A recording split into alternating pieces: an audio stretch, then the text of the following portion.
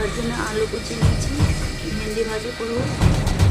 তার জন্য কড়াইটা মাঝে ঝাল করার জন্য কড়াই বসিয়েছি চুলো।